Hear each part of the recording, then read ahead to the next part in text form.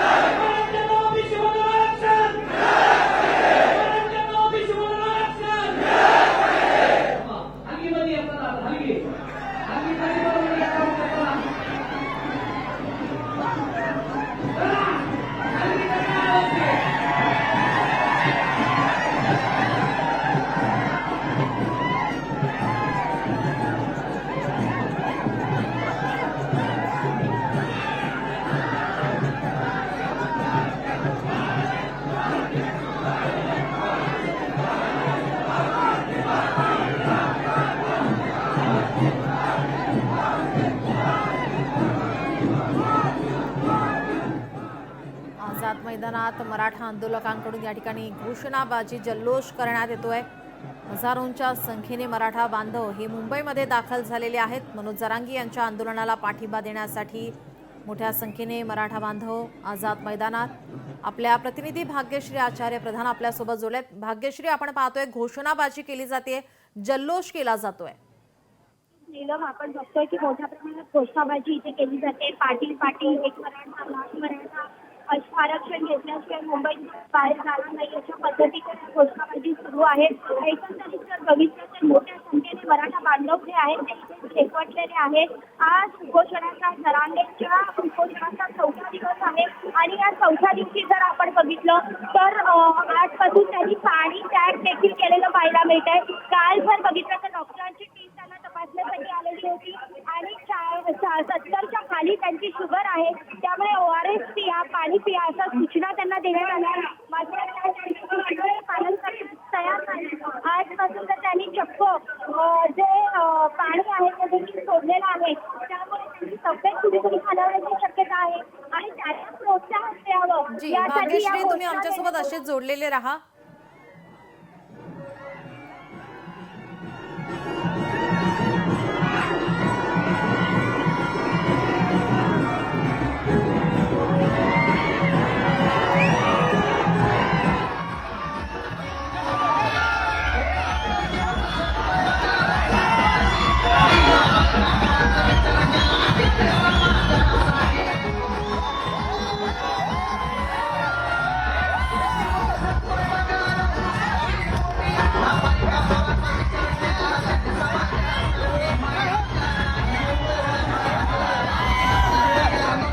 आपण हे दृश्य पाहतो। या ठिकाणी आझाद मैदानात मराठा आंदोलकांचा जल्लोष सुरू आहे। भगवा उपकरणं हातात घेऊन फडकवून या ठिकाणी जरांगे यांच्या आंदोलनाला पाठिंबा दर्शवला जातोय, तसं आवाहन या ठिकाणी करण्यात आलेलं आहे आणि संपूर्ण मराठा बांधव मराठा लोकांकडून या ठिकाणी भगवा उपकरणं हे हातात घेऊन फडकवलं जाते, जल्लोष केला जातोय। जरांगे यांच्या आंदोलनाला या ठिकाणी मराठा बांधवांकडून उपकरणं फडकवून पाठिंबा दर्शवला जातोय, जल्लोष केला जातोय। आताशी आपण ही ताजी दृश्य पाहतोय। सर्व जिल्ह्यातून या ठिकाणी जरांगे यांच्या आंदोलनाला पाठिंबा देण्यासाठी मराठा बांधव मोठ्या संख्येने, हजारोंच्या संख्येने मुंबईमध्ये दाखल झालेला आहे। आझाद मैदानावरील आपण हे दृश्य पाहतोय। जरांगे यांची तब्येत ही थोडी नाजूक आहे, त्यांनी आजपासून पाणी सुद्धा त्यागलेलं आहे। आता त्यांची प्रकृती काहीशी खालावली आहे, त्यांना पाणी पिण्याचा डॉक्टरांकडून सल्ला दिला जातोय, मात्र ते आपल्या भूमिकेवरती ठाम आहेत, आंदोलनावरती ठाम आहेत। त्यांच्या आंदोलनाला पाठिंबा देण्यासाठी आता गावागावातून या ठिकाणी मराठा बांधव हे आझाद मैदानावर आता दाखल झालेले पाहायला मिळत आहेत। त्यांच्या आंदोलनाला पाठिंबा देण्यासाठी घोषणाबाजी केली जाते, जल्लोष केला जातोय।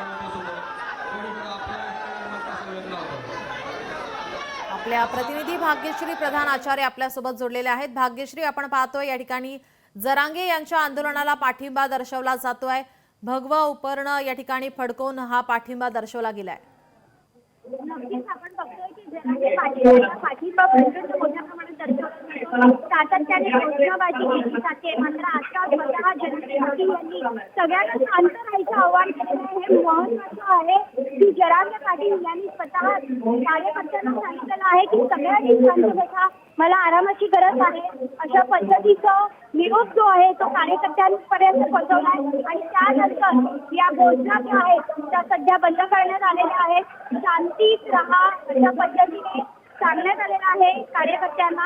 आता आपण बघतोय की मोठ्या प्रमाणात आंदोलक इथे जमा झाले, घोषणाबाजी मोठ्या प्रमाणात झाली. पाटील एक मराठा, लाख मराठा आरक्षण घेतल्याशिवाय मुंबई सोडणार नाही अशा पद्धतीच्या घोषणा इथे देण्यात आल्या. मात्र आता स्वतः जरांगे पाटील यांच्याबद्दल सांगण्यात आलेलं आहे की शांतता राखा.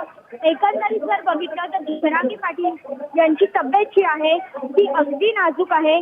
त्यांची जी शुगर लेवल आहे ती 70 वर गेलेली पाहायला मिळाली होती.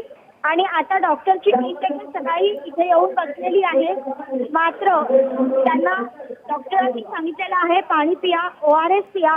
जरांगे पाटील कुठेही ऐकायला तयार नाहीये.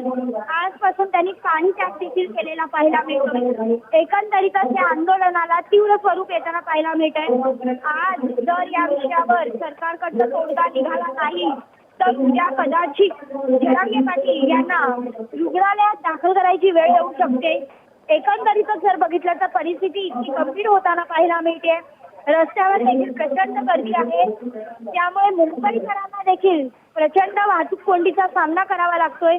अनेक रस्ते जे आहेत ते बंद केलेले आहेत. CSMT पासून फाउंटन पर्यंत ते रस्ते बंद केलेले आहेत. आणि त्याचबरोबर यामुळे मरीन ड्राईव्ह, वडाळा या साईडला जाणाऱ्या जे मुंबईकर आहेत, सामान्य मुंबईकर आहेत, त्यांचे हाल होताना पाहायला मिळत आहेत.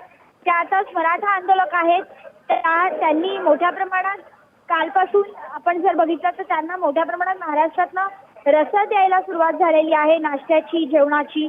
आणि ठिकठिकाणी या गाड्या ज्या आहेत त्या उभ्या आहेत, ते रसद वाटण्याचं काम करतायत.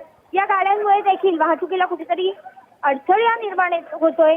सकाळी जर बघितलं तर महापालिकेचे कर्मचारी रस्त्याची साफसफाई करण्यासाठी आले होते. मात्र या कर्मचाऱ्यांच्या गाड्या अडवून त्यांना या सगळ्या आंदोलकांनी साफसफाई देखील करू दिलेली नाही.